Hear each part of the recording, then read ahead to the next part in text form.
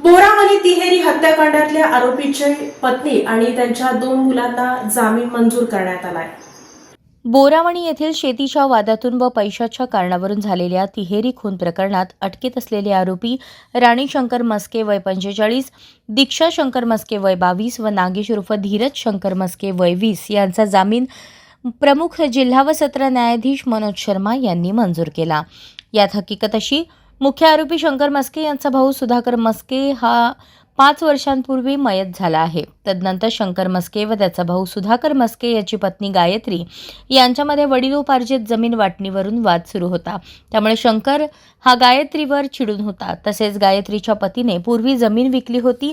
त्या शेतजमीन विक्रीतून त्यांना मिळालेल्या रकमेतील 25 लाख रुपये गायत्रीने दीर शंकर मस्के यास हात उसने दिले होते. ती रक्कम गायत्री ही शंकर यास मागणी करत होती. यावेळी शंकर हा तिला घेतलेले पैसे देणार नाही, तुला काय करायचे ते कर असे म्हणून जीवे मारण्याची धमकी देत होता.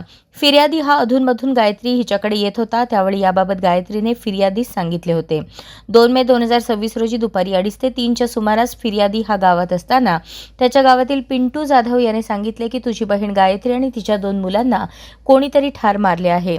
तुला काही माहिती मिळाली आहे काय? खात्री करून घे. त्यामुळे फिर्यादीने गायत्रीच्या मोबाईलवर फोन केला असता तिचा मोबाईल बंद लागला.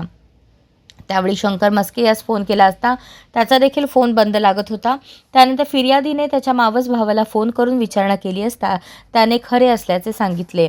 त्यामुळे फिर्यादी हा त्वरित सिव्हिल हॉस्पिटल सोलापूर इथे आला असता त्यास चर्चेतून समजले की शंकर उर्फ पप्पू मस्के याने त्याची बहीण गायत्री, भाचा शिवराज आणि भाची प्रियांका यांना तलवारीने गंभीर जखमी करून जीवे ठार मारले.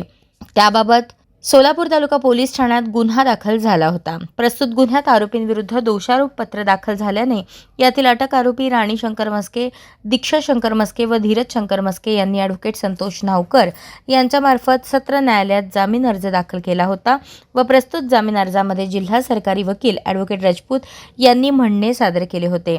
यात आरोपीतर्फे युक्तिवाद करताना ॲडव्होकेट संतोष नावकर यांनी फिर्याद दाखल करतेवेळी प्रस्तुत आरोपींनी मुख्य आरोपी शंकर उर्फ पप्पू मस्के यास मदत केली असल्याचे व दोषारोप पत्रामध्ये मुख्य आरोपीस पळून जाण्यास मदत केली असल्याचे विसंगत पुरावे आणि तपास पूर्ण झाल्याचे न्यायालयाच्या निदर्शनास आणून दिले. हा युक्तिवाद ग्राह्य धरून न्यायालयाने आरोपींचा जामीन अर्ज मंजूर केला. यापैकी सूरज मोरे आणि सचिन वाघमारे यांचा जामीन न्यायालयाने यापूर्वीच मंजूर केला होता.